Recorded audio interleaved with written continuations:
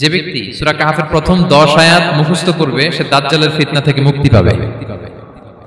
দাজ্জালের নাম তো আপনারা শুনেছেন, ভয়ঙ্কর ডেঞ্জারাস একটা ক্যারেক্টার।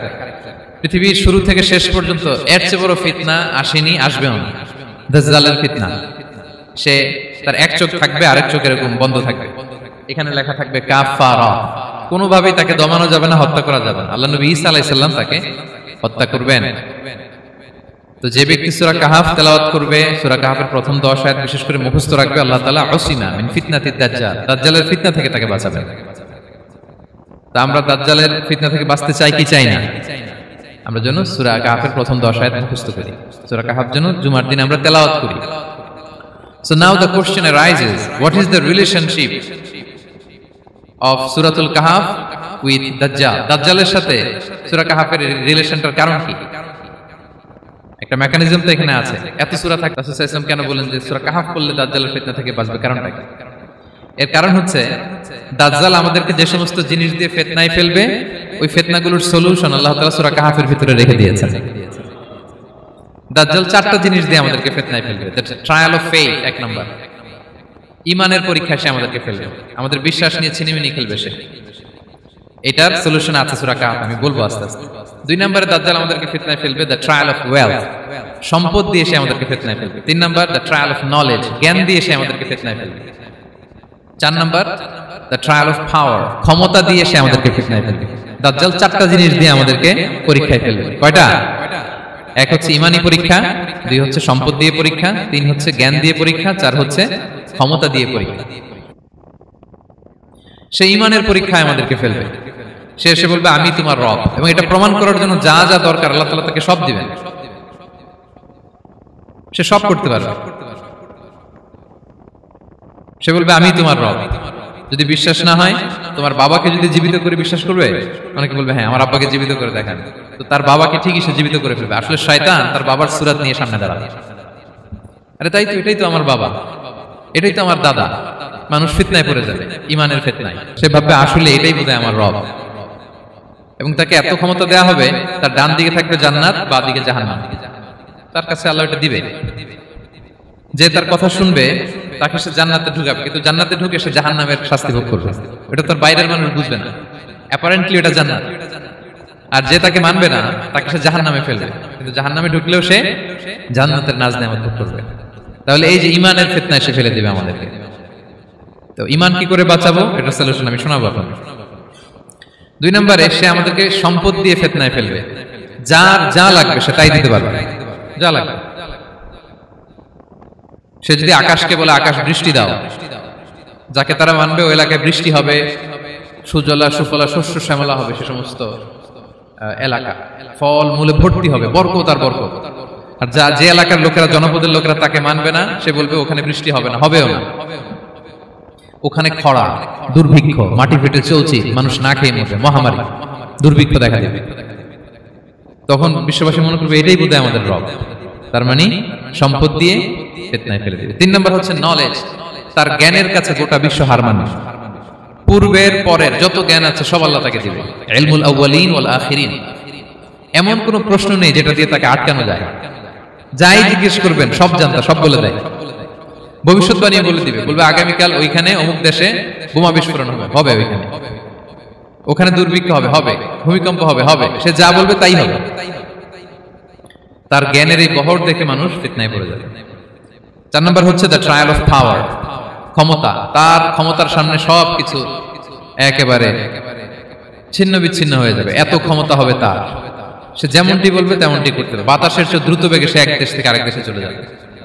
তো তার এই সমস্ত অলৌকিক ক্ষমতা দেখে মানুষ ফিতনায় পড়ে যাবে। এবং এই ফিতনা, এই পরীক্ষার মুহূর্তগুলোতে মানুষ কিভাবে নিজেকে ধরে রাখবে তার সলিউশন আল্লাহ তাআলা সূরা কাহফে দিয়েছেন। এই 4টা ফিতনা থেকে বাঁচার জন্য আল্লাহ সূরা কাহফে 4টা ঘটনা উল্লেখ করেছেন। কয়টা? 1 নম্বর হচ্ছে আসহাবে কাহফ, যুবকদের ঘটনা, 7 জন যুবকদের ঘটনা। ঈমান কি করে বাঁচাবেন, সলিউশন ওখানে। সম্পদের ফিতনা থেকে কিভাবে নিজেকে বাঁচাবেন, এজন্য একজন বাগানওয়ালার ঘটনা আল্লাহ সেখানে বলেছেন। জ্ঞানের ফিতনা থেকে কি করে বাঁচবেন, এজন্য আল্লাহ তাআলা মুসা আলাইহিস সালাম এবং খিজির আলাইহিস সালামের ঘটনা সেখানে উল্লেখ করেছেন। আর ক্ষমতার ফিতনা থেকে কি করে বাঁচবেন এটা বোঝানোর জন্য আল্লাহ তাআলা যুলকারনাইনের ঘটনা উল্লেখ করেছেন। চারটা ফিতনা থেকে বাঁচার জন্য কয়টা ঘটনা? চারটা ঘটনা। আমরা তাহলে একটা একটা করে ঘটনা শুনি, আমরা একটু উদ্ধার করার চেষ্টা করি যে কি কি সলিউশন আল্লাহ তাআলা আমাদের বাতল দিলেন। এক নম্বর হচ্ছে আসহাবে কাহাফের ঘটনা। এটা 250 খ্রিস্টাব্দের সময়কালে রোমান সাম্রাজ্যের একজন বাদশা ছিল, নাম দাকিয়ানুস, প্রতাপশালী বাদশা, পৌত্তলিক, মূর্তির পূজা করে। ঈসা আলাইহিস সালাম বিদায় নিয়েছেন 250 বছর হলো। তো সব নবীর ধর্মই কিন্তু ইসলাম, যদিও আমরা নাসারা বলি, ইহুদি বলি, সব নবীদের ধর্মই কি ইসলাম। তো তিনি ছিলেন পৌত্তলিক, মূর্তির পূজা করত। আর তার এলাকায় কেউ যদি ঈসা আলাইহিস সালামের নাম নিত, আখিরাতে বিশ্বাস করত, আল্লাহ বিশ্বাস করত, তাদেরকে তারা পাথর মেরে হত্যা করত। এজন্য ভয়ে কেউ ঈসাই ধর্মে ঈমান আনতো না, মানে ইসলামে ঈমান আনতো না। এই রাজার ভয়ে সবাই মূর্তির পূজা করত। কিন্তু 7 জন যুবক ছিল, তারা স্রোতে গা ভাসিয়ে দেয়নি, স্রোতের বিপরীতে তারা ঈমান নিয়ে দাঁড়িয়েছে। তারা ঈসা আলাইহিস সালামের রেখে যাওয়া সত্য ধর্মের উপর ঈমান এনেছিল, আখিরাতে তারা বিশ্বাস করত। তো এই 7 জন যুবকের কথা ছড়াতে ছড়াতে রাজা দাকিয়ানুসের কাছে চলে যায়। উনি তো রেগে মেগে আগুন, ডেকে পাঠালো 7 জনকে। তাদেরকে জিজ্ঞেস করলো, তোমরা কাকে মানো? বলতেছে এক আল্লাহকে মানি। সাহসী, খুবই সাহসী। বলতেছে তুমি কি জানো তোমরা কার সামনে কথা বলতেছো? আমি তো তোমাদেরকে মৃত্যুদণ্ড দিতে পারি। তারা বলে দেন, কিন্তু আমরা সব বিসর্জন দিলেও ঈমান বিসর্জন দিতে পারবো না। সুবহানাল্লাহ। তিনি বললেন, তোমরা যুবক মানুষ, রক্ত গরম, আবেগে কথা বলতেছো, 3 দিন সময় দিলাম, যাও, ঈসার নাম ভুলে যাও, আখিরাত ভুলে যাও, আল্লাহর নাম ভুলে যাও। 3 দিন পরে তোমাদেরকে আবার ইন্টারভিউ নেব। ওই দিন যদি একই কথা বলো, পাথর মেরে 7 জনকে দুনিয়া থেকে উড়িয়ে দেব। তারা চলে গেল। এবার 7 বন্ধু মিলে পরামর্শ করতে লাগলো, কি করতে পারি আমরা, এই গুণে ধরা সমাজকে আমরা কিভাবে বাঁচাবো, এই পৌত্তলিকতার ছোবল থেকে এই ইফসিস নগরীকে বাঁচাবো কি করে। নগরীটার নাম ছিল ইফসিস নগরী। বর্তমানে এটা তুরস্কের ইজমির শহরে অবস্থিত। এখনো জায়গাটা প্রত্নতাত্ত্বিকদের ইয়েতে এটা সংরক্ষিত, এখনো টুরিস্টরা যায়। তো তারা বললো, আমরা ঈমান বিসর্জন দিব না, যদি আমরা ওদের কথা মেনে নেই আমরা তো মুশরিক হয়ে গেলাম, চলো আমরা এক কাজ করি, আমরা এলাকা ছেড়ে দিই। এই 7 যুবক আল্লাহর উপর ভরসা করে তারা বাড়ি ঘর, আত্মীয় স্বজন সব ছেড়ে দিয়ে, লোকালয় ছেড়ে দূরে একটা পাহাড়ের ভেতরে আশ্রয় নিল। পাহাড়ের ভেতরে একটা গুহা ছিল, এই গুহাকেই আরবিতে বলে আল কাহাফ। কি বলে? এই সূরার নাম কি? সূরাতুল কাহাফ। তো তাদের সাথে সাথে একটা কুকুরও যাচ্ছিল। তারা বারবার তাড়িয়ে দেওয়ার চেষ্টা করতেছিল কুকুরটাকে, যাতে না যায়, কিন্তু কুকুর শুধু কান্না করে তাদের সাথে যাওয়ার জন্য, ঘেউ ঘেউ করতেছিল। এই কুকুরটাকেও সাথে নিল। ভালো মানুষদের সাথে থাকলে কি হয় দেখেন, এই কুকুরের কথা, যেহেতু 7 জন ইমানদারের সাথে একটা কুকুর ছিল, এই কুকুরের কথা আল্লাহ সূরাতুল কাহাফে উল্লেখ করে দিয়েছে। ওয়া কালবুহুম বাসিতুন যিরাআইহি বিল ওয়াসি। তো তারা ভিতরে গেল, যে প্রচন্ড ক্লান্ত, তারা ঘুমিয়ে পড়ল। কি করলো? এই এক ঘুমে আল্লাহ 309 বছর কাটায় দিলেন। কয়শো 9 বছর? 9 বছর ঘুম, সব ঘুম, প্রচন্ড ঘুম, ঘুম যেন আর কাটে না। 309 বছর পরে এরা জাগলো। এখন খুব ক্ষুধা, ঘুমে আর মোর ভাঙতেছে। আর একজন জিজ্ঞেস করতেছে, কি লম্বা সময় ঘুম দিলাম কোথায় আমরা? একজন বলতেছে, হ্যাঁ, মনে সারাদিনই ঘুমাইছি আমরা। আরেকজন বলতেছে, না না, সারাদিন না, দিনের কিছু অংশ হয়তো ঘুমাইছি। আসলে কয় বছর ঘুমাইছে? 309 বছর। তো এদিকে সভ্যতার তো চেঞ্জ। এখানে ওই দাকিয়ানুস মরে, এর ছেলে মরে, এর নাতি মরে, পুতি মরে, এখন 6ষ্ঠ নম্বর রাজা আসছে। প্রজন্মের পর প্রজন্ম তো শেষ। 309 বছর কমপক্ষে 4-5টা জেনারেশন চেঞ্জ হবে। তো জেনারেশন চেঞ্জ হয়ে, এলাকা চেঞ্জ হয়ে, তারা যে স্বপ্ন দেখেছিল এই ইফসিস নগরীতে কালিমার পতাকা উঠবে, তাদের স্বপ্ন আল্লাহ বাস্তবায়ন করেছেন। 309 বছরের ব্যবধানে এই এলাকার সবাই মুসলিম হয়ে গেছে। আল্লাহ চাইছিলেন ওদেরকে দেখাবে এটা, স্বপ্নটা যে বাস্তবায়ন হয়েছে এটা দেখাবে। ঘুম থেকে উঠছে, একজনকে তারা বললো যে লুকায় লুকায় চাদর মুড়ি দিয়ে কিছু রুটি নিয়ে আসো বাজার থেকে, যাতে তোমাকে না চিনে। চাদর মুড়ি দিয়ে যাও।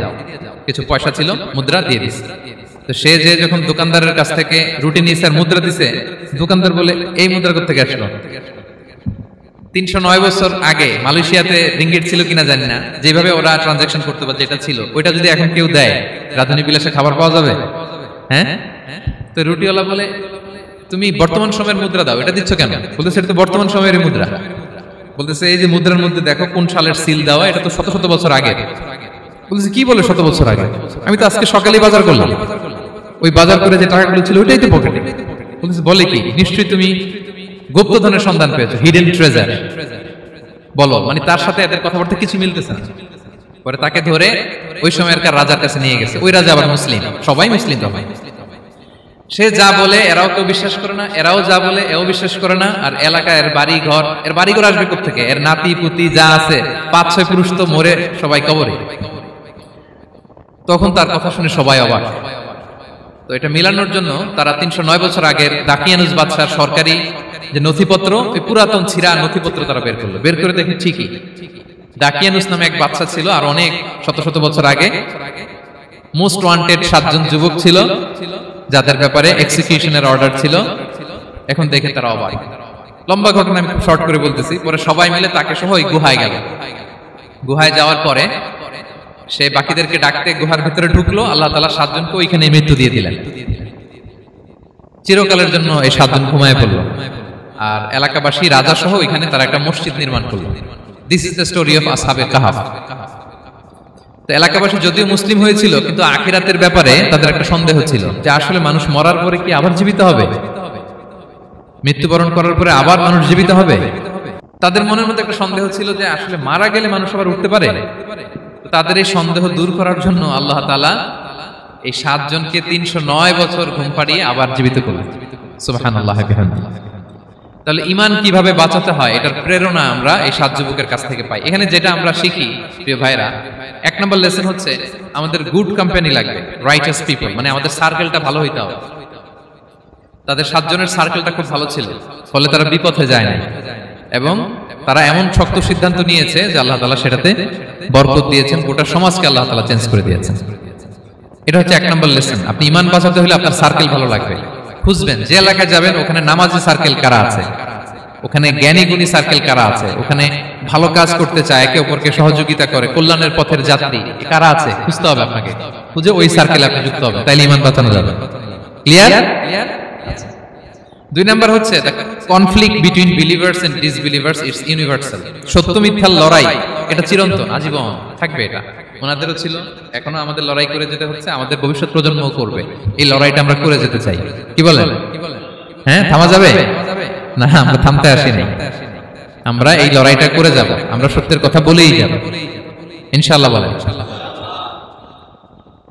3 নাম্বার হচ্ছে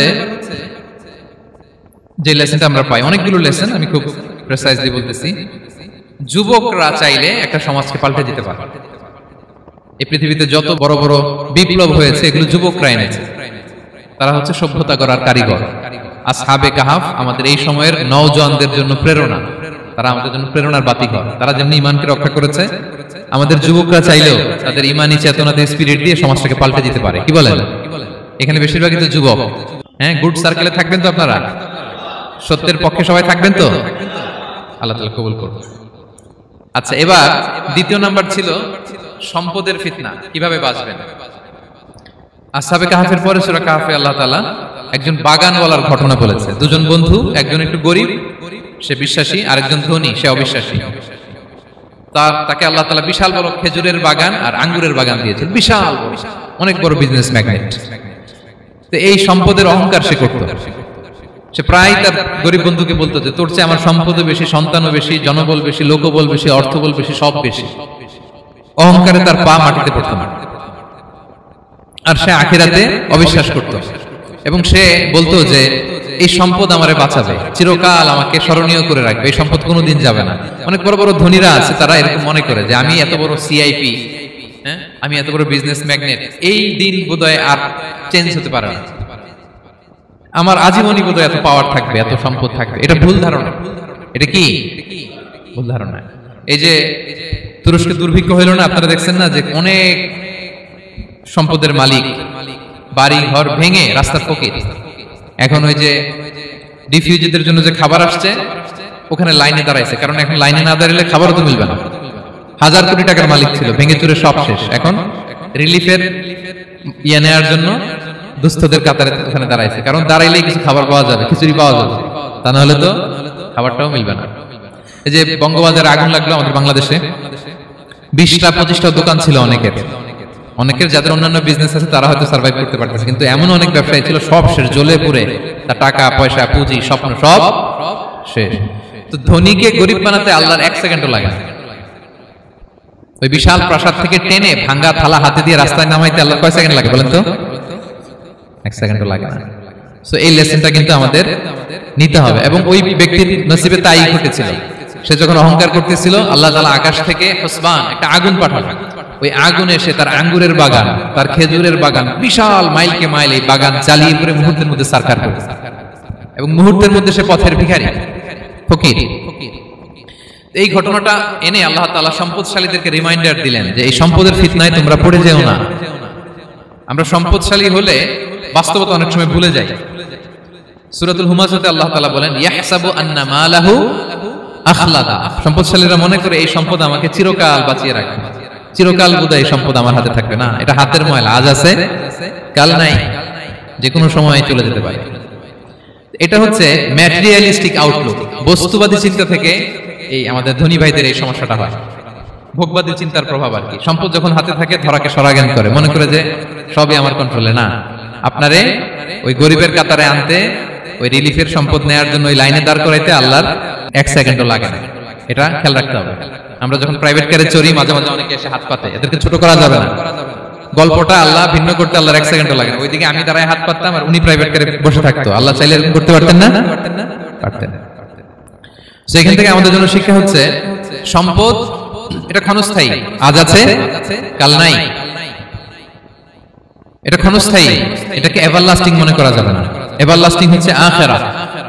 ওয়ালাল আখিরাতু খায়রুল লাকা মিনাল উলা। আখিরাত তোমার জন্য দুনিয়ার চেয়ে শ্রেষ্ঠ।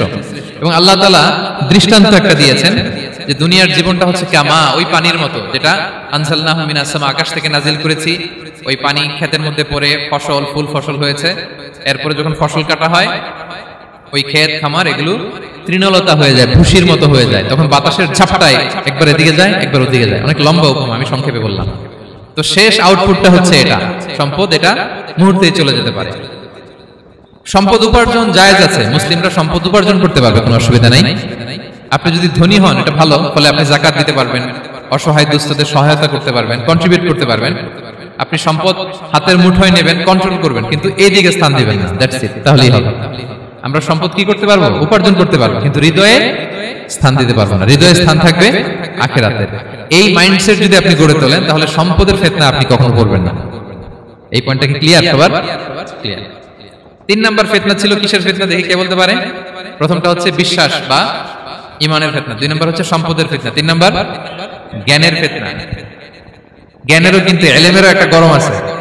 যার ইলম আছে তার মধ্যে এই সমস্যাটা কাজ করে। সেটার জন্য আল্লাহ তাআলা মুসা আলাইহিস সালাম, খিজির আলাইহিস সালামের ঘটনা বলেন। আমি খুব সংক্ষেপে বলবো, সময় কম।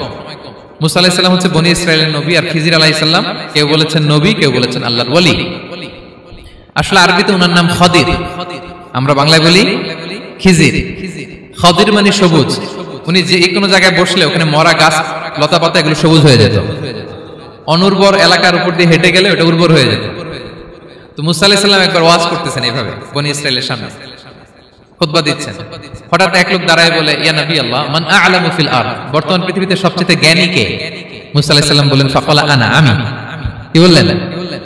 উনি আসলে ভুল কিছু বলেন নাই, কারণ প্রত্যেক জামানার নবীকেই আল্লাহ তাআলা সবচেয়ে বেশি জ্ঞান দিয়ে পাঠান, কারণ তার কাছে ওহীর জ্ঞান আসে, অদৃশ্যের খবর আসে, ইলমুল গায়ব আসে। কিন্তু এই উত্তরটা আল্লাহ তাআলার পছন্দ হয় না।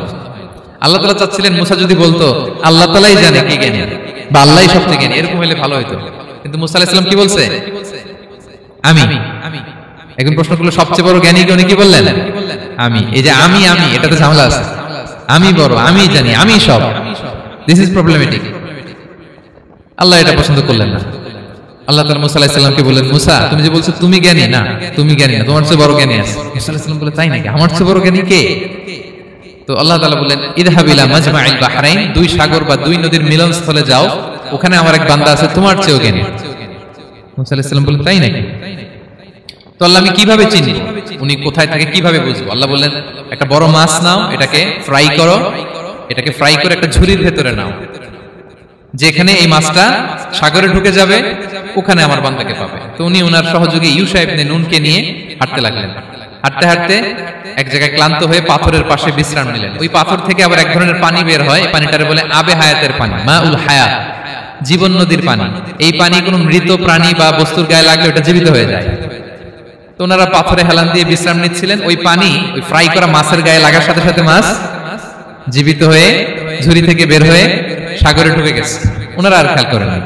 এরপর আবার হাঁটতে লাগলেন, হাঁটতে হাঁটতে যখন ক্লান্ত তখন বলে, এই ইউসা, আমাদের ওই মাছ ফ্রাই মাছটা দাও, এখন খাই। ঝুড়ি খুলে দেখে মাছ নাই। মাছ গেল কোথায়?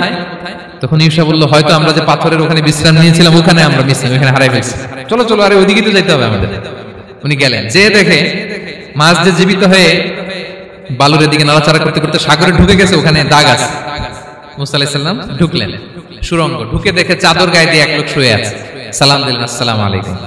ওই লোক চাদর আর সরায় না, ভিতর থেকে বলতেছে ওয়ালাইকুম আসসালাম। তো চাদরের ভিতর থেকে উনি বলে, মান আন, তুমি কে? মুসা আলাইহিস সালাম বললেন, আনা মুসা, আমি মুসা। উনি বলেন, মুসা বনি ইসরাইল, বনি ইসরাইলের মুসা? বললেন, হ্যাঁ। কেন এসেছো? এবার চাদর খুললেন, বলতেছে, আপনার কাছ থেকে কিছু শিখতে আসছি। আল্লাহ বলছে, আপনি নাকি সবচেয়ে বড় জ্ঞানী। আমি ভুল করে বলে ফেলছিলাম আমি, আল্লাহ বলছেন যে আপনি নাকি জ্ঞানী। বলতেছে, না, তুমি আমার জ্ঞান নিতে পারবে না, ওই ধৈর্য শক্তি তোমার নাই। মুসা আলাইহিস সালাম বললেন যে, আপনি যে কোনো শর্তে আমাকে একটু রাখেন কয়েকদিন আপনার সাথে, আমি রাজি। বললেন, না, তুমি পারবে না। মুসা আলাইহিস সালাম জোর করতে লাগলেন। অবশেষে খিদির আলাইহিস সালাম রাজি হলেন। বললেন, শর্ত হচ্ছে আমি যাই করি আর না করি আমাকে কোনো প্রশ্ন করা যাবে না। মুসা আলাইহিস সালাম বললেন, ওকে। সফর শুরু হলো। সামনে নদী, এক লোক তাদের নৌকা দিয়ে নদী পার করাই দিল। নদী পারাপারের পর খিদির আলাইহিস সালাম লাঠি দিয়ে নৌকার তলাটা ছিদ্র করে দিলেন। মুসা আলাইহিস সালাম বললেন, ইন্নালিল্লাহ, এটা আপনি কি করলেন? ওরা আমাদেরকে নদী পার করে দিল, আর যে ভাড়াটা আসছিল এটাও নিল না, আমাদেরকে সম্মান দেখালো, আপনি নৌকা ছিদ্র করে দিলেন। খিদির আলাইহিস সালাম বলছে, এই যে আমি বলছিলাম না তুমি ধৈর্য ধারণ করতে পারবে না, যাও তোমার রাস্তায় তুমি, আমার রাস্তায় আমি। মুসা আলাইহিস সালাম আবার ক্ষমা চাচ্ছেন যে, আপনি আমার ক্ষমা করেন, আমি তো ভুলে গেছি। আর প্রশ্ন করবেন না। চলতে লাগলেন। হঠাৎ বাচ্চারা খেলতেছে, এক বাচ্চাকে ধরে হত্যা করলেন খিদির আলাইহিস সালাম। এবার তো মুসা আলাইহিস সালাম রেগে গেছে, আপনি করলেনটা কি? নিষ্পাপ ফুলের মতো শিশুকে হত্যা করলেন। খিদির আলাইহিস সালাম বলে, এই যে আমি জানতাম যে তুমি ধৈর্য ধারণ করতে পারবে না, তোমার রাস্তা এক, আমার রাস্তা এক, যাও। এবার মুসা আলাইহিস সালাম করজোর করতেছে যে, this is the last chance, একটা ফাইনাল চান্স দেন, একটা সুযোগ দেন, আর আমি প্রশ্ন করব, এটাই লাস্ট। বললেন, ওকে, ঠিক আছে। হাঁটতে হাঁটতে এক ইহুদি বসতির সামনে যে হাজির, দুজনই খুব ক্ষুধার্ত, খাবার চাইলো, এরা আবার কৃপণ, খাবার দিল না। তো খিদির আলাইহিস সালাম বললেন, ঠিক আছে, খাবার যেতে দিচ্ছেন, আমরা চলে যাই। যাওয়ার পথে দেখতেছে এই এলাকার একটা দেয়াল ভেঙে পড়ে যাবে। তিনি বললেন, মুসা, চলো এটা ঠিক করে দেই। দুইজন মিলে প্রচন্ড ক্ষুধায় এটা সেটা এনে দেয়ালটা তৈরি করতেছে। মুসা আলাইহিস সালাম তো এমনিই রাগী, পেটে আবার ক্ষুধা, আবার বলছে কিছু বলাও যাবে না। তিনি এবার আর প্রশ্ন করেন, বলতেছে, ওরা এত কিপটামি করলো আর আপনি এটা করে দিলেন, আপনি তো চাইলে এটা টাকা নিতে পারতেন, পারিশ্রমিক নিতে পারতেন চাইলে। এই কথা বলার পর খিদির আলাইহিস সালাম বলেন, হাযা ফিরাকু বাইনি ওয়া বাইনি, এখানেই তোমার আর আমার সেপারেশন, আর সামনে আগানো যাবে না, তোমার কোনো ধৈর্যই নেই। তো এতটুকু তোমাকে আমি বলি যে আমি একটাও আল্লাহর আদেশ ছাড়া করি নাই, আল্লাহর আদেশে আমি করেছি। কি? এক নম্বর হচ্ছে, ওই যে আমাদের ভাড়া নিতে চাইলো না, আমাদেরকে পার করে দিল, নৌকাটা ছিদ্র করেছে, কারণ এই এলাকায় একজন জালিম বাদশা আছে, সে নৌকা পেলেই গরিব মাঝিদের নৌকা সিজ করে নিয়ে যায়। তো এটাকে যখন তলায় ছিদ্র করে দিছি, এই রাজার লোকেরা এসে দেখবে যে এটা তলা ছিদ্র, পানি ঢুকতেছে, এটা নিবে না, ওরা পরে সামহাও এটা রিপেয়ার করে চালাতে পারবে। মুসা আলাইহিস সালাম বলে, সুবহানাল্লাহ, তাই তো, এটা তো আমি বুঝতে পারিনি। আর ওই ছোট শিশুটাকে হত্যা করছি, ও অনেক বড় জালিম হবে এলাকা, তার ফিতনায় এলাকাবাসী তটস্থ থাকবে, সে তার মা বাবাকেও জাহান্নামে নেবে। এজন্য আল্লাহ তাআলা আদেশ দিয়েছেন আমাকে, আল্লাহর আদেশে আমি তাকে হত্যা করেছি। মুসা আলাইহিস সালাম বললেন, তাই তো, এটা তো অনেক ভালো কাজ করছেন। তাইলে বলতেছে, তাহলে ওইটা বলেন, খাবারও দিল না, এত কৃপণ, এদের দেয়াল কেন ঠিক করতে গেলেন আপনি? তখন তিনি বললেন যে, আসলে এটা একটা ইয়াতীমদের ঘর ছিল, দুইটা ইয়াতীম শিশু, তাদের বাবা মা খুব ভালো ছিল, আর এই দেয়ালের নিচে আছে গুপ্তধন, এই দেয়ালটা পড়ে যাবে, এই গুপ্তধন তারা ছোট মানুষ নিতে পারবে না, এলাকাবাসী তাদেরকে বঞ্চিত করে নিয়ে যাবে। আমি দেয়াল গড়ে দিলাম যাতে করে তারা যখন প্রাপ্তবয়স্ক হয় নিজেদের সম্পদ নিজেরা বুঝে নিতে পারে। সুবহানাল্লাহি ওয়া বিহামদিহি। মুসা আলাইহিস সালাম বলে, তাই তো, এগুলো তো আমি বুঝতে পারি নাই। তো এই ছিল খুব সংক্ষিপ্ত পরিসরে মুসা আলাইহিস সালাম খিজির আলাইহিস সালামের ঘটনা। তো রাসূল সাল্লাল্লাহু আলাইহি ওয়াসাল্লাম বুখারীতে একটা চমৎকার কথা বলেছেন, তিনি বলেছিলেন, ওয়াদিদনা আন্না মুসা সাবার হাত্তা ইউকাসসা আলাইনা মিন আমরিহিমা। রাসূল সাল্লাল্লাহু আলাইহি ওয়াসাল্লাম বলেছিলেন, ইস, আমার ভাই মুসা যদি আরেকটু ধৈর্য ধরতো তাহলে আরো কিছু অজানা তথ্য আমরা জানতে পারতাম। এখান থেকে, এই ঘটনা থেকে আমরা কি শিখলাম? প্রথম যেটা আমরা শিখলাম, জ্ঞান নিয়ে বড়াই করতে নেই, ঠিক কিনা? জানার কোনো শেষ নেই, জাননেওয়ালার উপরও জাননেওয়ালা আছে, জ্ঞানীর উপরও জ্ঞানী আছে। আপনি কিছু জেনেই মনে করবেন না আমি সব জানি। আপনার চাইতে বেশি জ্ঞানী অনেকে আছে, অনেক সময় বক্তার চাইতে শ্রোতারা অনেক জ্ঞানী। হয়তো এখানে এমন অনেক জ্ঞানী লোক আছে যার ধারে কাছেও আমরা কেউ নেই, হতে পারে। সো আমি সব জানি, এটা ভুল, এটা শয়তান বলে। এটা কে বলে? শয়তান বলে। আবু নাওয়াস একটা কবিতা লিখেছেন, ওয়াকুল্লি মান ইয়াদঈ ফিল ইলমি ফালসাফাতান হাবাসতা শাইআন ওয়া গাবাত আনকা আশিয়াউ। কেউ যদি বলে আমি সব জানি, তুমি তাকে বৃদ্ধাঙ্গুলি দেখিয়ে বলো আপনি কিছুই জানেন না, আপনি অল্প কিছু জেনেছেন, জানার এখনো অনেক বাকি। তাহলে মুসা আলাইহিস সালামের এই ঘটনা জিজ্ঞেস করা হলো কে জ্ঞানী, উনি বলেন আমি জ্ঞানী। এরকম কি আমরা কখনো বলবো? না। সবচাইতে বড় জ্ঞানী কে? ওয়া ফাওকা কুল্লি যী ইলমিন আলিম। সবচাইতে বড় জ্ঞানী আল্লাহ তাআলা। সো জ্ঞান নিয়ে আমরা অহংকার করব না। দুই নম্বর যে শিক্ষাটা আমরা পাই, ওই যে নৌকা দিয়ে পারাপার হচ্ছিল, তখন একটা চড়ুই পাখি এসে সাগরের মধ্যে মুখ দিয়েছিল। তো খিজির আলাইহিস সালাম বললেন, মুসা তুমি কি চড়ুই পাখিটা দেখতে পাচ্ছ? হ্যাঁ দেখতে পাচ্ছি। চড়ুই পাখিটা যে সাগরে মুখ দিল দেখতে পাচ্ছ? হ্যাঁ দেখতে পাচ্ছি। তখন খিজির আলাইহিস সালাম বললেন, চড়ুই পাখিটা সাগরে মুখ দিয়ে পানি খাওয়ার পরে চড়ুই পাখির ঠোঁটে বা চঞ্চুতে যতটুকু পানি লেগে আছে, এই পানিটা হচ্ছে তোমার আমার এবং মহাবিশ্বের আমাদের সকলের জ্ঞান। আর এই মহাসাগরের সকল পানি হচ্ছে আল্লাহ তাআলার জ্ঞান। আল্লাহ তাআলা বলেছেন, ওমা উতিতু মিনাল ইলমি ইল্লা কালিলা। আমি তোমাদেরকে একেবারে অল্প জ্ঞান দিয়েছি, একেবারে অল্প। এই রহস্যে ঘেরা এই মহাবিশ্বের অনেক কিছু আমাদের অজানা। প্রিয় ভাইরা, আমরা অনেক কিছু জানি না, আমাদের এই লিমিটেড নলেজ এগুলো ধরে না, তারপর আমরা জ্ঞানের বড়াই করি। আপনারা উপমাটা বুঝতে পারছেন? একটা নৌকা থেকে চড়ুই পাখি ঠোঁট দিয়ে পানি খাচ্ছে, পানি খাওয়ার পরে স্বভাবতই চড়ুই পাখির ঠোঁটে একটু পানি তো লাগবে। খিজির বললেন যে এই পানিটা হচ্ছে তোমার আমার পৃথিবীর সবার জ্ঞান, আর এই সাগরের বাকি পানিগুলো কার জ্ঞান? এবার বুঝতে পারছেন আল্লাহ তাআলার জ্ঞানের পরিধি। আমরা জ্ঞান নিয়ে যেন কখনো কি না করি, বড়াই না করি। জ্ঞান দুই ধরনের, একটা বাহ্যিক জ্ঞান, একটা অন্তর্নিহিত জ্ঞান। External knowledge, internal knowledge. আমরা যখন কোরআন হাদিস পড়ি আমাদের বাহ্যিক জ্ঞান অর্জন হয়। কোরআন হাদিস পড়লেই আপনি জ্ঞানী হয়ে যান। এটা কোরআন হাদিস পড়তে হয়, এটা ডাইজেস্ট করতে হয়, এটার উপর আমল করতে হয়। এই জ্ঞান অর্জন শেষে এরপরে আল্লাহর প্রিয় বান্দাদেরকে আল্লাহ অন্তরে ইলমের নূর দেন, ইলহাম দেন। That is the knowledge, that is the pure knowledge. আপনি হাফেজে কোরআন হয়ে ভাবেন না আপনি সব জানেন, আপনি বুখারী মুখস্থ করে ভাবেন না সব জানেন। এই সব জ্ঞান অর্জন করার পরে ইলমের নূর হাসিল হয়, সেটা আল্লাহ সবারে দেয় না। সো এই অন্তর্নিহিত জ্ঞান, দূরদৃষ্টি, farsightedness, that is the pure knowledge. এটার জন্য বছরের পর বছর, যুগের পর যুগ সাধনা করতে হয়। সেটার জন্য এই জ্ঞান অর্জনের জন্য তিনটা জিনিস করতে হয় ইলমের নূর অর্জনের জন্য। কয়টা? এক হচ্ছে বিনয়, দুই হচ্ছে সফর, তিন হচ্ছে সবর। আবার বলি, এক হচ্ছে বিনয়, দুই হচ্ছে সফর, তিন হচ্ছে সবর। আল্লাহ তাআলা আল্লাহর নবীকে তাওরাত দেওয়ার পরেও আরো ট্রেনিং সেশন করাইছেন খিজির আলাইহিস সালামের কাছে। যাও ওনার কাছে গেলে তুমি ছোট হবা, নত হবা। জ্ঞান যদি আমি নিতে চাই আমাকে ছোট হইতে হবে। ধরেন একটা গ্লাস থেকে একটা খালি গ্লাসে পানি ঢালবো, তো যেটাতে নেওয়া হবে এটা উপরে থাকলে হবে? যে গ্লাসটার মধ্যে পানি আছে এটা উপরে থাকবে, ওইটা ব্ল্যাঙ্ক গ্লাসের মধ্যে পড়বে। আপনি নলেজ ইলম নিতে চাইলে আপনাকে নিচে থাকতে হবে, উনি উপরে থাকবেন। আপনার শায়েখ আপনাকে দিবে, আপনার উস্তাদ আপনাকে দিবে, আপনার মুর্শিদ আপনাকে দিবে। বুঝতে পেরেছেন? তাহলে আমাদেরকে হাম্বলনেস লাগবে। শিখতে হইলে হাম্বল হইতে হয়, বিনয়ী হইতে হয়। আচ্ছা, দুই নাম্বার সফর করতে হয়। এটা আল্লাহ মুসা আলাইহিস সালামকে দিয়ে করাইছেন, যাও পিছে পিছে উস্তাদের পিছে পিছে ঘুরো। তো এজন্য সফর করতে হয়। এখন ঘরে বসে অনেক কিছু জানা গেল, উস্তাদের সান্নিধ্য লাগে, সফর করতে হয়। আমাদের ক্লাসিক আলেমরা হাদিস কালেকশনের জন্য শহরকে শহর সফর করতেন। এখন আমাদের আলেমরা দেওবন্দে যায়, মিশরে যায়, মদিনায় যায়। এখানকার মালয়েশিয়ান স্টুডেন্টরা দেশে বিদেশে যে নলেজ অর্জন করে। সফর আপনাকে লাগবে। তাহলে বিনয়, সফর, তিন নম্বরে কি? সবর। ধৈর্যশীল হইতে হবে। দেখেন মুসা আলাইহিস সালাম বারবার প্রশ্ন করে ফেলতেছেন, বারবার ওয়াদা ভঙ্গ করতেছেন। এরকম করলে হবে না, ধৈর্য লাগবে। ধৈর্যের বলে বলিয়ান হলে তখনই আপনার মধ্যে ইলম আসবে। তাহলে জ্ঞানের ফিতনায় পড়ার আর আমাদের কোনো সম্ভাবনা আছে? আমরা বিনয়ী হব, আমরা জ্ঞান আল্লাহর দিকে ফিরাই দেব। আমরা বলবো উনি সবচেয়ে ভালো জানেন। পারা যাবে তো ইনশাআল্লাহ? আচ্ছা, আমি একেবারে শেষ পর্যায়ে চলে আসছি, 2 মিনিটের মধ্যে শেষ করে দিচ্ছি। 3 নাম্বার ছিল কিসের ফিতনা? 4 নাম্বার ক্ষমতার ফিতনা। এই ফিতনা থেকে বাঁচার জন্য সর্বশেষ আল্লাহ তাআলা যুলকারনাইনের ঘটনা বলেছেন। অনেক বড় বাদশা ছিলেন। পৃথিবীতে 4 জন বাদশা গোটা বিশ্ব শাসন করেছেন। 2 জন কাফির, 2 জন মুমিন। কাফির একজন হচ্ছে নমরুদ, যিনি ইব্রাহিম আলাইহিস সালামকে আগুনে ফেলেছিলেন। আরেকজন হচ্ছে বখতেনাসার, যাকে ইংরেজিতে বলে নেবুচারনেজার দ্য সেকেন্ড, দ্বিতীয় নেবুচারনেজার। তারা কোনো নির্দিষ্ট এরিয়ার বাউন্ডারির বাদশা না, গোটা বিশ্বের বাদশা ছিলেন। এই 2 জন কাফির। আর 2 জন বাদশা ছিলেন গোটা বিশ্বকে শাসন করেছেন, তারা ছিলেন মুমিন।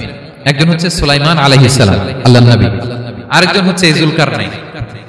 গোটা বিশ্ব শাসন করেছেন, প্রাচ্য থেকে পাশ্চাত্য সব জায়গায় তিনি গিয়েছেন, ইসলামের বাণী প্রচার করেছেন, জালিমদেরকে শায়েস্তা করেছেন। তো এরকম দিক বিদিক তিনি জয় করতেছিলেন। অনেকে জুলকারনাইনকে আলেকজান্ডার দ্য গ্রেটের সাথে গুলিয়ে ফেলে না, ম্যাসিডোনিয়াতে যে আলেকজান্ডার দ্য গ্রেট ছিল উনি আর জুলকারনাইন এক নন। জুলকারনাইন হচ্ছে আল্লাহ তাআলার প্রিয় একজন বান্দা, অনেক বড় সাহসী বীর পুরুষ ছিলেন, গোটা বিশ্বে ইসলাম প্রচার করেছেন। করতে করতে করতে করতে অনেক বড় ঘটনা, আমি সব শেষের ঘটনাটা বলি। উনি জর্জিয়া, বর্তমান যে জর্জিয়ার তিবলিসি এরিয়া, এখানে এসে একটা এলাকার সন্ধান পেলেন, যারা ওনাকে এসে বলল যে এখানে একটা জঙ্গলি গ্রুপ আছে যাদের নাম ইয়াজুজ মাজুজ, তারা এসে আমাদের উপর হামলা করে। হে জুলকারনাইন, আমরা আপনাকে ট্যাক্স কালেক্ট করে দিচ্ছি, আপনি তাদের মাঝে আর আমাদের মাঝে একটা প্রাচীর তৈরি করে দেন। আপনারা ইয়াজুজ মাজুজের নাম শুনেছেন না? ইংরেজিতে বলে গগ ম্যাগগ। নূহ আলাইহিস সালামের 4 সন্তান ছিল, হাম, সাম, ইয়াফাস, কানাআন। এই ইয়াফাসের বংশধর হচ্ছে ইয়াজুজ মাজুজ, জঙ্গলি, হাজার হাজার শুধু বংশ বিস্তার করে। তারা এসে লোকালয়ে মানুষের উপর আক্রমণ করে, তাদের গবাদি পশু এগুলো ছিনিয়ে নেয়, ফলমূল খেয়ে ফেলে। তো জুলকারনাইন বাদশার কাছে যখন বিচার দেওয়া হলো, উনি বললেন ঠিক আছে, তোমাদের ট্যাক্স দেওয়া লাগবে না, তোমরা শারীরিক পরিশ্রম করে আমাকে সাহায্য করো। তো উনি বর্তমানে হচ্ছে এক পাশে কৃষ্ণ সাগর, ব্ল্যাক সি, আরেকদিকে কাস্পিয়ান হ্রদ বা কাস্পিয়ান সাগর, এর মাঝখানে 1200 কিলোমিটার লম্বা মাউন্টেন রেঞ্জ, পাহাড়ি এরিয়া, আপনারা গুগলে দেখবেন। এইখানে দুই পাহাড়ের মাঝখানে ফাঁকা জায়গায় তিনি বড় বড় লোহার পাত প্রথিত করলেন, গেড়ে দিলেন। এরপরে তামা, সীসা গালিয়ে বিশাল একটা ওয়াল তৈরি করলেন। এটা জুলকারনাইন উনার বানানো ওয়াল বা ড্যাম, প্রাচীর। এখন আর ইয়াজুজ মাজুজ আসতে পারে না, ওরা আর আসতে পারে না। ওরা প্রতিদিন এটা ভাঙার চেষ্টা করে, কিন্তু ভাঙতে ভাঙতে আরেকটু ভাঙলেই ভেঙে যাবে। ওরা বলে আগামীকাল ভেঙে ফেলবে, ইনশাআল্লাহ বলতে ভুলে যায়। এজন্য এরপরের দিন এসে দেখে আবার এটা আগের মতো হয়ে আসছে। কিয়ামতের আগ দিয়ে ওদের মধ্যে এই ইনশাআল্লাহর প্রেরণা আসবে। তাদের একজন বলে উঠবে আগামীকাল ইনশাআল্লাহ আমরা এটা ভেঙে খান খান করে দেব, ঠিকই ভেঙে ফেলবে। তখন তারা ভেঙে চুরে কোটি কোটি ইয়াজুজ মাজুজের দল এসে হামলে পড়বে। সামনে পড়বে তাবারিয়া সাগর, একদল এসে তাবারিয়া সাগর এমন ভাবে খাবে, এই দল যাওয়ার পরে আরেক দল এসে এখানে যে সাগরে যে পানি ছিল এটা কল্পনাই করতে পারবে না। তারা পৃথিবীতে ফিতনা ফাসাদ করবে। ঈসা আলাইহিস সালাম তখন আসবেন, দোয়া করবে আল্লাহ তাআলার কাছে মুমিনরা, একটা মহামারী দিবে আল্লাহ তাআলা ইয়াজুজ মাজুজের মধ্যে, ওরা মরে যাবে সব। এরপর বিশাল এক পাখি এসে তাদেরকে আল্লাহর মর্জি মাফিক এমন এক জায়গায় ফেলে আসবে, কেউ জানবে না। তো তারা যে পচে গলে মাটির সাথে মিশেছিল, এই গলিত লাশ থেকে মাটি খুব উর্বর হয়ে যাবে। এরপর আল্লাহ তাআলা পৃথিবীর মধ্যে বারাকা দিবেন, কিছু রোপণ করলে তাড়াতাড়ি ফুলে ফেপে বড় বড় ফলমূল হচ্ছে। তো এটা কিয়ামতের আলামতের অন্য কোনো আলোচনায় হয়তো আমরা বলবো। তো জুলকারনাইন তিনি বিশাল এখানে প্রাচীর তৈরি করে দিয়েছিলেন, এবং প্রাচীর তৈরি করে দিয়ে তাদেরকে বলেছিলেন যে যতদিন আল্লাহ তাআলা চাইবেন এটা থাকবে, এবং যেদিন আল্লাহ তাআলার আদেশ আসবে এটা ভেঙে খান খান হয়ে যাবে। তার মানে দেখেন, এত পাওয়ারফুল, এত শক্তিশালী, এত ক্ষমতাধর হওয়ার পরেও তিনি তার ক্ষমতাকে কার দিকে ফিরিয়ে দিয়েছেন? যে আল্লাহ যতদিন চাইবে এই প্রাচীর টিকে থাকবে, যেদিন আল্লাহ তাআলার আদেশ আসবে এই প্রাচীর ভেঙে খান খান হয়ে যাবে। সো আমরা ক্ষমতার দেখা পেলে, চেয়ার একটা পেলে আমরা যেন জালিম হয়ে না উঠি, এটা হচ্ছে এখান থেকে শিক্ষা। আমরা যেন জুলুম না করি। উনি সম্পদের মালিক ছিলেন, ক্ষমতার মালিক ছিলেন, কিন্তু উনি যে আল্লাহর বান্দা এটা ভুলে যান নাই। আমরা যখন ক্ষমতাশীল হই, আমরা যখন প্রধানমন্ত্রী হই, আমরা যখন প্রেসিডেন্ট হই, আমরা যখন পাওয়ারফুল হই, আমাদের সবচেয়ে বড় পরিচয় যে আমরা আব্দুল্লাহ, আল্লাহর গোলাম, এটা আমরা ভুলে যাই। আমাদের আসল পরিচয় কি? আমরা আল্লাহর গোলাম। আমরা যে আল্লাহর গোলাম, এই চিন্তাটা, এই সেন্সটা যদি আমাদের মাথায় থাকে, তাহলে ক্ষমতা আমাদেরকে দাম্ভিক বানাতে পারে না, আর ওই ক্ষমতা আমাদেরকে ফিতনায়ও ফেলবে না। তাহলে সম্মানিত সুধী, দাজ্জাল কয়টা জিনিস দিয়ে আমাদেরকে ফিতনায় ফেলবে? 4টা। দ্য ট্রায়াল অফ ফেইথ, ইমানের পরীক্ষা; দ্য ট্রায়াল অফ ওয়েলথ, সম্পদ দিয়ে পরীক্ষা; দ্য ট্রায়াল অফ নলেজ, জ্ঞানের পরীক্ষা; দ্য ট্রায়াল অফ পাওয়ার, ক্ষমতার পরীক্ষা। আর ইমানের পরীক্ষায় উত্তরণের জন্য আল্লাহ তাআলা আমাদেরকে এই সূরায় আসহাবে কাহফের ঘটনা শুনিয়েছেন, যে 7 জন যুবক তারা তাদের ঈমানকে হেফাজত করেছিল। সম্পদের ফিতনা থেকে বাঁচানোর জন্য আল্লাহ তাআলা আমাদেরকে এক বাগানওয়ালার কাহিনী জানিয়েছেন, যে সম্পদ পেয়ে তোমরা দাম্ভিক হয়ে যাও না, এটা আজ আছে কাল থাকবে না। জ্ঞানের পরীক্ষা থেকে আমাদের মুক্তির জন্য আল্লাহ তাআলা অনেক বড় করে আল্লাহ নবী মুসা আলাইহিস সালাম এবং খিজির আলাইহিস সালামের ঘটনা শুনিয়েছেন, আমাদের বুঝিয়েছেন যে আমাদেরকে বিনয়ী হতে হবে, জ্ঞানের জন্য সফর করতে হবে এবং সবর করতে হবে। সবশেষে আল্লাহ তাআলা ক্ষমতার ফিতনা থেকে বাঁচানোর জন্য ক্ষমতাধর, আমরা তো একটা দেশের মালিক হই এখন, অমুক দেশের প্রেসিডেন্ট, অমুক দেশের প্রধানমন্ত্রী, উনি গোটা বিশ্বের প্রতাপশালী রাজা ছিলেন জুলকারনাইন। তারপরেও উনি যে আব্দুল্লাহ, উনি যে আল্লাহর গোলাম, এটা তিনি ভুলে যাননি। তাহলে এইভাবে যদি আমরা এই ফিতনাগুলো থেকে বাঁচার চেষ্টা করি তাহলে এই ফিতনা থেকে আমরা বেঁচে থাকতে পারবো, এবং দাজ্জাল যদি এই মুহূর্তেও আসে সে আমাদেরকে বিভ্রান্ত করতে পারবে না। পারবে? পারবে না ইনশাআল্লাহ। ইনশাআল্লাহ বলেন। আর ভবিষ্যতের সব কাজের আগে আমরা সবসময় কি বলবো?